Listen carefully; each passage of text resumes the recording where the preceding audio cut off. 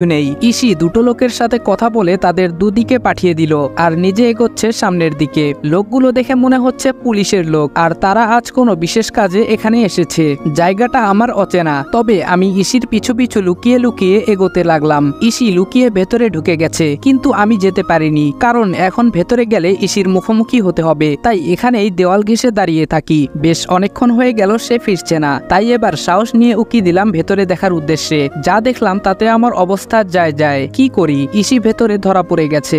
একটা ছেলে সেখানে আছে, যদিও অনেকেই আছে, তবে সে যে এখানকার বস সেটা বুঝতে বাকি থাকলো না তার পোশাক আর স্টাইল দেখে। কি করব ভাবছি, কিন্তু বেশিক্ষণ ভাবার টাইম নেই। যে কোনো সময় ওরা গুলি করে দিতে পারে। তাই গায়ের শার্টটা খুলে ভালো করে মুখটা পেঁচিয়ে মুখোশ করে নিলাম, আর পেছন থেকে কয়েকজনকে শুট করায় অনেকেই নিচে পড়ে গেছে। ঘটনা হঠাৎ ঘটায়, কেউ কিছু বুঝে উঠতে পারেনি। এভাবে বেশ কিছুক্ষণ চলার পর ইসির মাথায় একটা আঘাত পায়, যার কারণে সে অজ্ঞান হয়ে নিচে পড়ে। আর আমার সামনে এখন সেই ছেলেটাই, যাকে দেখে আমার বস বলে মনে হয়। দুজনের ধস্তাধস্তিতে সে অনেকটা কাবু হয়ে পড়ে।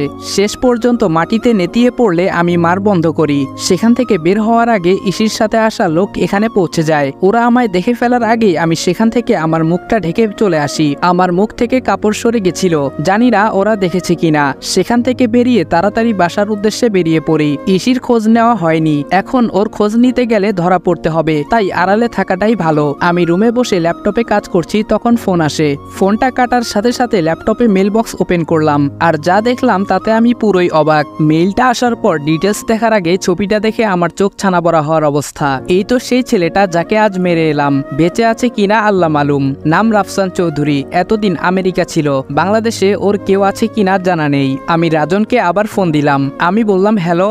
রাজন বলল হ্যালো স্যার।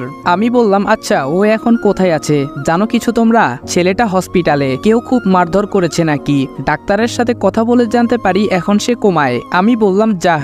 রাজন বলল কি হলো স্যার? আমি বললাম না কিছু না। আচ্ছা তুমি তোমার কাজ করো, এই বলে ফোনটা কেটে দিলাম। কাজটা কি করলাম, কোমায় পাঠাই দিলাম, এখন কি হবে? এভাবে ভাবতে ভাবতে রাতটা চলে গেল। সকালে নাস্তার টেবিলে বসে আছি, কিছুক্ষণ পর ইসে আসছে। দেখে অনেকটা দুর্বল লাগছে। খাবার ফাঁকে কয়েকবার আমার দিকে আর চোখে তাকানোর চেষ্টা করেছে, যেটা আমার চোখ এড়ায়নি। চোখাচোখি হয়ে গেলেই নামিয়ে নিয়েছে চোখ। যাই হোক, খাওয়া দাওয়া শেষ করে যে যার মতো বেরিয়ে পড়লাম। ইসি মনে হয় যাবে না, গতিবিধি দেখে তাই মনে হলো। যাই হোক, না গেলে থাক, কাল মাথায় চোটটা একটু বেশি পেয়েছে। আমি বেরিয়ে পড়লাম। গেটের সামনে আমি বাইক স্টার্ট দেব, তখন বাবা এগিয়ে এসে বলল রাজ আজকে একটু তাড়াতাড়ি ফিরো, আমার একটি কাজ করে দিতে হবে বাবা। আমি বললাম আচ্ছা আঙ্কেল। বাবা বলল ধন্যবাদ। আমি বললাম আসি, এই বলেই বাইক স্টার্ট দিলাম। অফিসে পৌঁছে নিজের কাজে মন দিলাম। তখন ম্যানেজার ডেকে পাঠালো। আমি বললাম স্যার আসবো? ম্যানেজার বলল আয় আয়, এখানে বস। আমি বসে পড়লাম। ম্যানেজার বলা শুরু করলো, একটা দুর্ঘটনা ঘটে গেছে জানিস? আমি বললাম না তো স্যার। ম্যানেজার বলল এই কদিন অফিসটা সামলে নিস প্লিজ। আমি বললাম স্যার আমি তো, বলার আগেই থামিয়ে দিল। ম্যানেজার বলল কোনো কিন্তু শুনতে চাই না। আমি বললাম আচ্ছা স্যার, বলেই বেরিয়ে পড়লাম। কেমনটা লাগে একবার ভাবুন। একে তো নিজের কাজ, তার উপর এই অফিস, বোনের বিয়ে, এখন এক্সট্রা অর্ডিনারি দায়িত্ব চাপলো। অফিসের কাজ শেষ করে বাসায় ফিরলাম। কিছুক্ষণ বিশ্রাম নিয়ে গেলাম বাবার কাছে। আজ বিকেলে কি একটা কাজ যেন করে দিতে বলেছে, তাই গেলাম। আমি বললাম আঙ্কেল।